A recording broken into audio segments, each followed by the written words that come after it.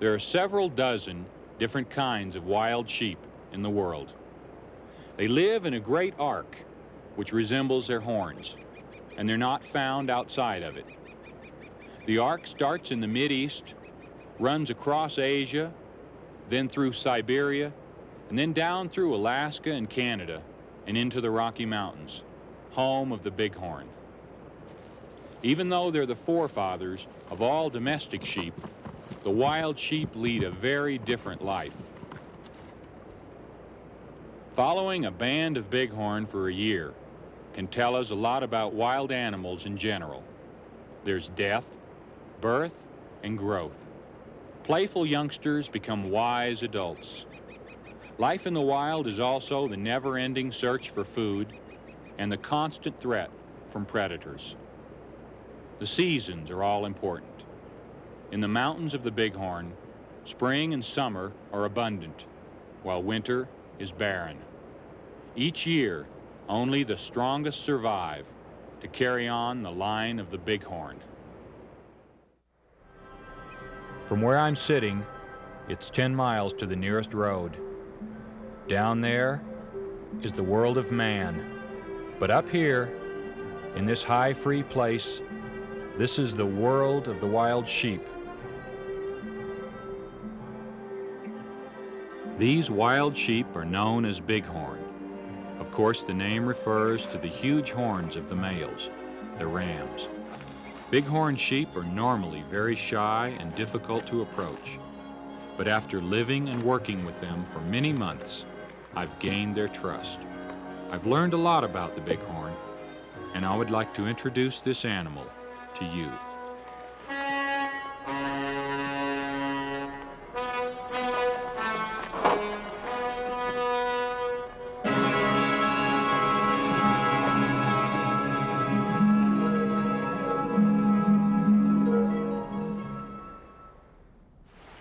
Springtime in the Rocky Mountains. Snow melts, flowers bloom, birds sing, and every form of life is renewed. When a female bighorn sheep, or ewe, is ready to give birth, she leaves the herd and finds a secluded, narrow ledge. Here she brings her baby into the world.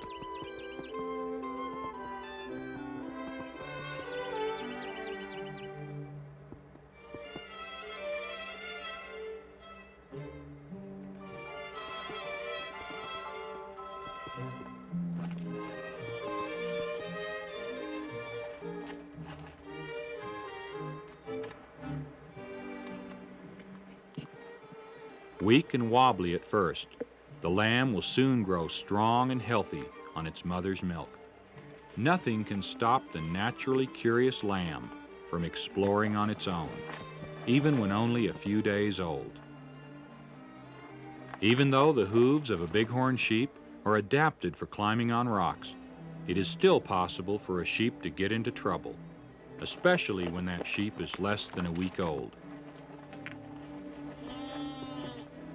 The lamb finds itself trapped on a narrow ledge. The cliff is straight up and down on all sides. The ewe, far above, can do nothing to help.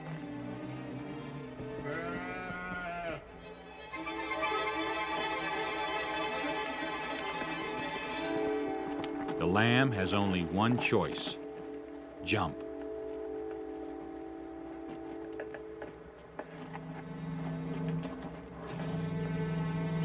Once down, it scrambles around the cliff, up through the rocks, and back to its mother. The lamb has learned its lesson. The mountains are unforgiving, and they allow only one mistake. Many bighorn sheep are killed by snow avalanches, rock slides, or just one slip on a narrow mountain ledge. When the lamb is about 1 week old, the ewe takes it back to the other sheep. The ewes and their lambs band together for mutual protection. Some sleep or graze, while some keep watch for predators. But the lambs are young and know nothing of these dangers and couldn't care less. They're perfectly happy to spend these warm, early summer days romping and playing.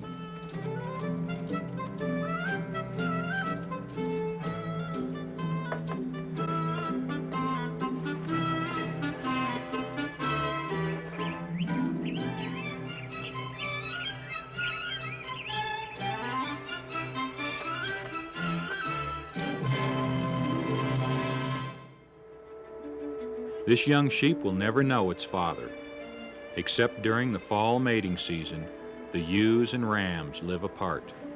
The older rams spend the summer in the highest, most rugged alpine basins. At this altitude, snow remains, at least in patches, throughout the summer. The huge old ram, leader of this band of rams, is the young lamb's father. He watches over the group, and they benefit from his years of knowledge.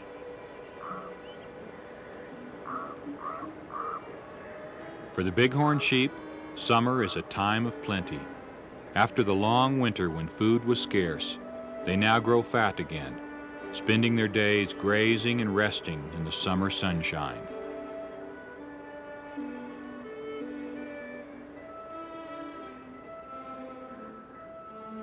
Even though the band of rams and the band of ewes and lambs are separate, their habits are similar.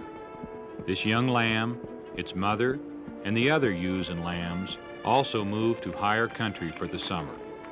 On the journey to their summer pastures, they must climb miles of rough, nearly vertical terrain.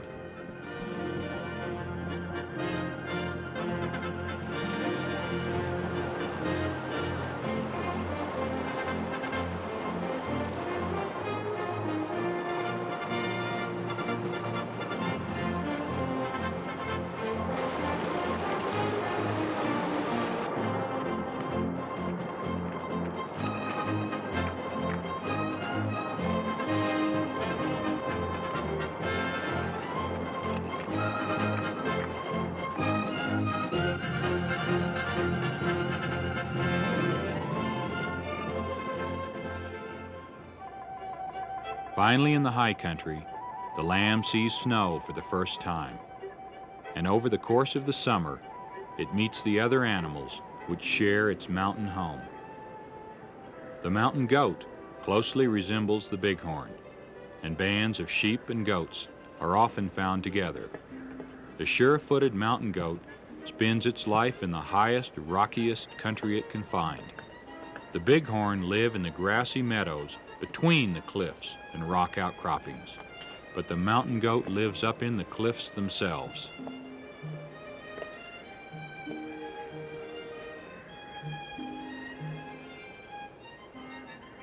The sheep also intermingle with mule deer, so named because of their large ears. Male mule deer, the bucks, have branched antlers, and the females, or does, have none. Animals with antlers must shed the old ones and grow a new set each year. Animals with horns, like the bighorn, do not shed them. The young lamb's horns started growing at birth and will continue throughout its entire life. Elk, like this bull, are usually found at lower elevations during the summer. The black bear, too, sometimes roams the high country with the bighorn, but normally stays in the forest below timberline. Moose very rarely climb the mountains, preferring to feed along the rivers and lakes in the valleys. There are lakes in the high country where the bighorn spend the summer, and many kinds of animals and birds live on them, like the Canada goose and the beaver.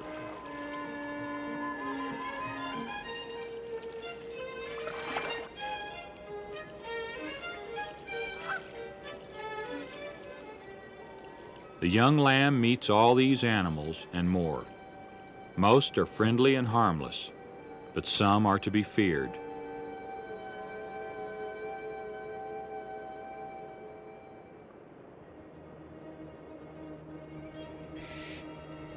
Predators, like the wolverine.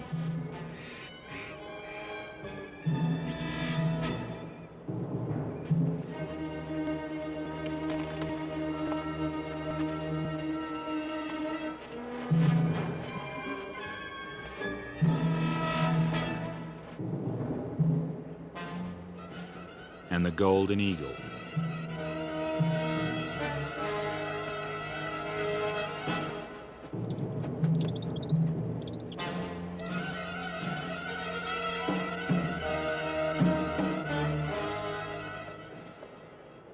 As summer progresses, the lamb meets the smaller mammals too. The marmot, a chubby little animal a lot like the woodchuck, spends all its time eating as much as it can. It must put on a layer of fat which its body can live on as it hibernates through the winter. The tiny pika has a different operation going. The pika gathers grass and lays it in the sun to dry, curing it much like a farmer cures hay. Then it stores the dried grass in its burrow for a winter food supply. Although the marmot sleeps all winter, the pika stays awake. The snowshoe hare has a few tricks of its own. As winter arrives, its fur turns from brown to white, perfectly camouflaging the hare from its enemies. There are several different kinds of ground squirrels in the mountains. The Richardson's ground squirrel, the golden-mantled ground squirrel, and the 13-lined ground squirrel.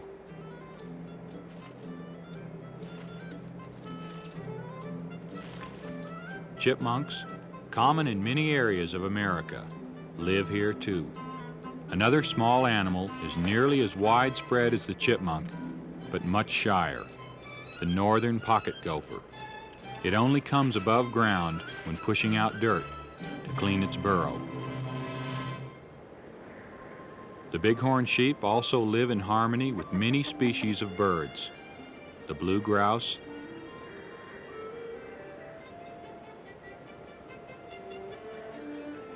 the raven, and the magpie.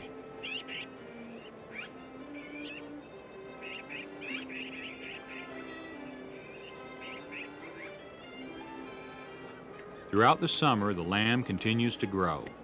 It starts feeding less on its mother's milk and more on the grasses that will be its adult diet. A change has taken place in the appearance of the lamb's mother and the other ewes. Their hair is now scraggly and multicolored. The sheep are shedding their old winter coats and growing new ones for the coming winter.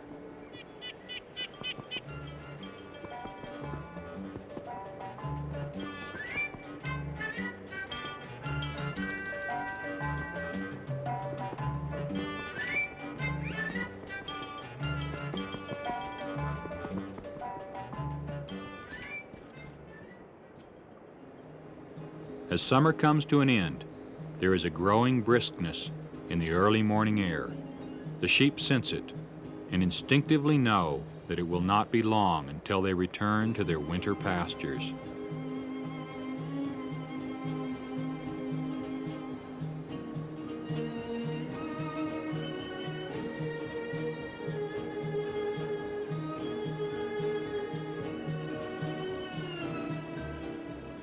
The snow begins to fall on the mountain peaks, and every morning moves further down, finally reaching the meadows where the bighorn bands have summered. They remain a few days longer until they are driven down by the snow. Once again, they travel from the high alpine meadows down to the bare south-facing slopes to spend the winter. They must find an area that will be blown clean of snow by the winter winds. Their only food will be the grass buried under the snow. If the snow becomes too deep, they will not be able to reach the grass.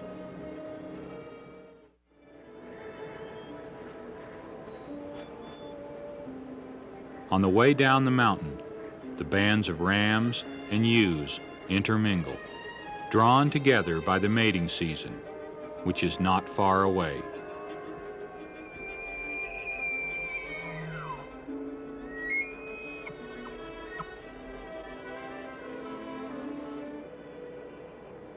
Even as the bands of sheep reach timberline, there are flurries of snow in the air. On the winter range, the rams and ewes group together after spending the summer apart. Autumn is in the air.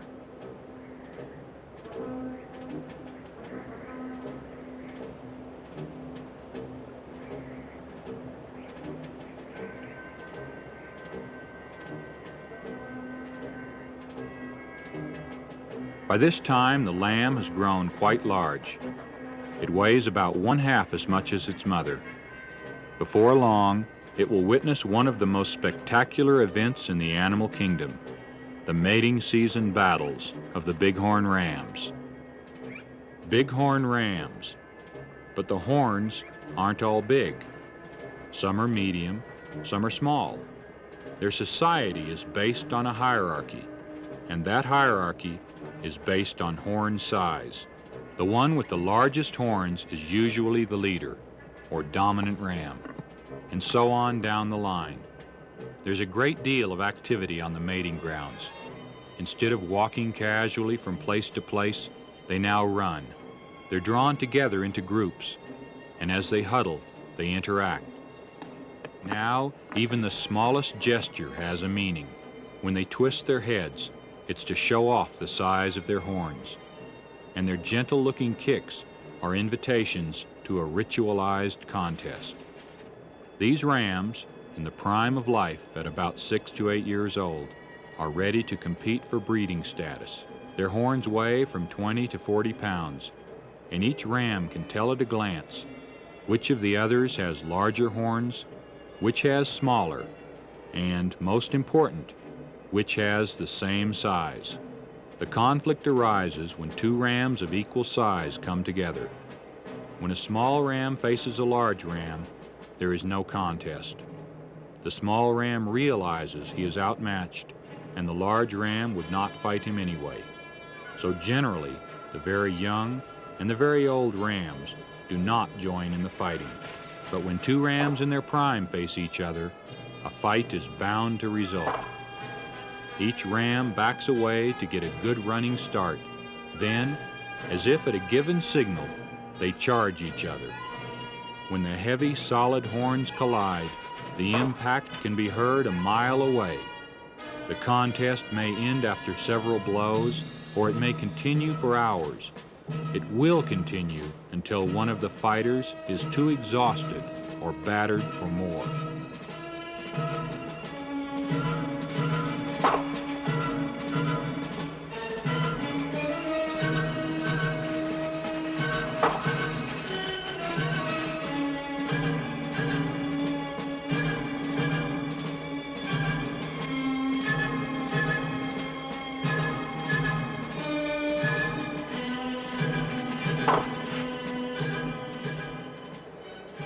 A yearling is not welcome now.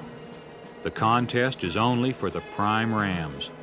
Evolution has prepared them for these battles with a thick facial hide and a double-layered skull that absorbs the force of impact.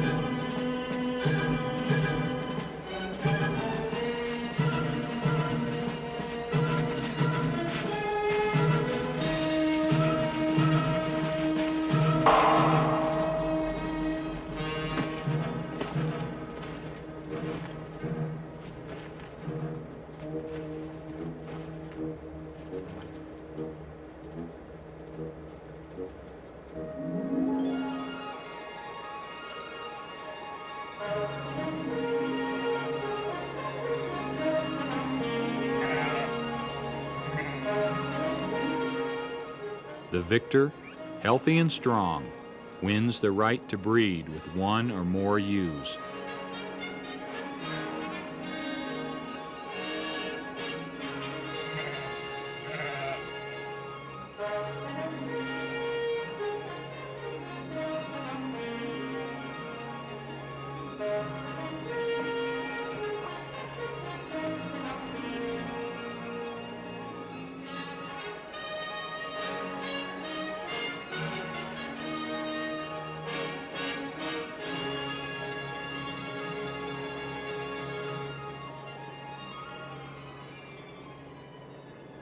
After mating season, it's not long until winter arrives.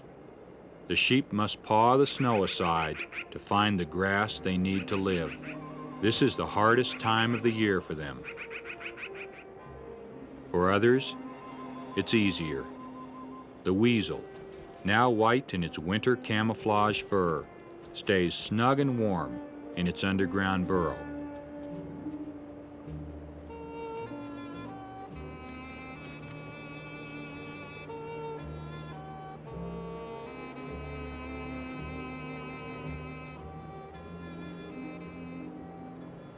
Above ground, winter is harder. The deer eat the last few leaves from the trees and paw through the snow looking for plants called forbs.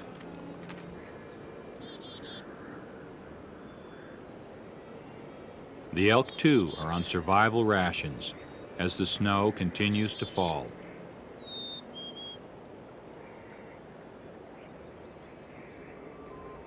Unlike the deer and elk, the bighorn is declining rather than increasing in numbers. Lack of adequate winter range is probably the most important factor limiting the bighorn. Until the 19th century, they were found from British Columbia to northern Mexico.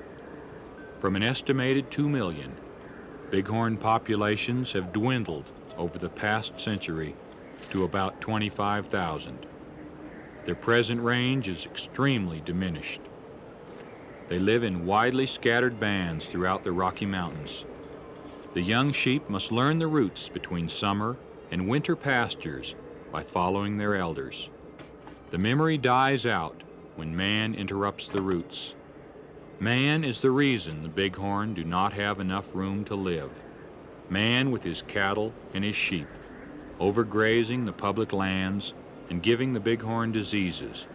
Man with his guns and plows. Man's inroads into the wilderness have forced the bighorn back into the most rugged areas of the mountains, where their only defense is inaccessibility. And here, remote from civilization, the bighorn lives on.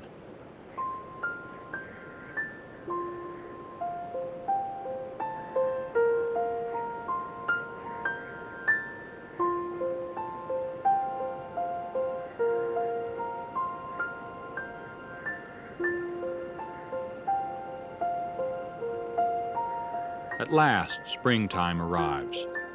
The sheep are no longer dark brown, but almost white, bleached from the winter sun and snow glare. They become itchy, and to shed their long winter hair, scratch themselves on rocks. Not all of the sheep in the band are still alive. Some have been killed by predators, some have been killed by man, others by starvation or avalanches, but many have managed to survive. The big ram, leader of the group, is dead. But the ewe he bred the fall before is alive, and when her lamb is born, the cycle will be completed. From one springtime to the next, the wondrous miracle of life springing from life, as springtime once again splashes the mountain meadows with color.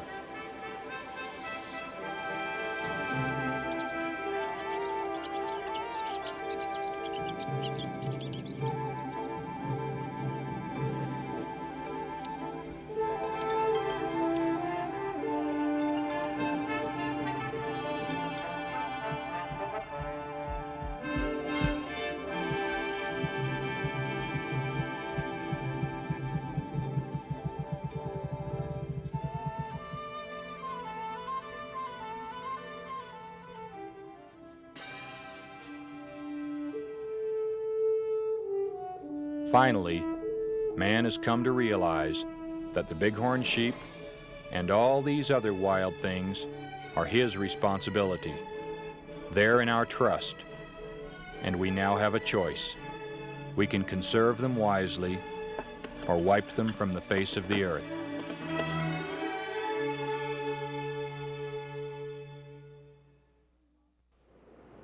We'll probably see a continual decline of the Rocky Mountain Bighorn in our lifetimes. Even in their remote mountain retreats, they just can't get far enough away from disease, overgrazing, and habitat destruction. There is some good news, though. Transplanting herds into new areas is slowly working in several western states. But our concern is essential. Even though they've survived for millions of years in the past, only we can make certain that there will also be a future for the bighorn. I'm Marty Stouffer. Until next time, enjoy our wild America.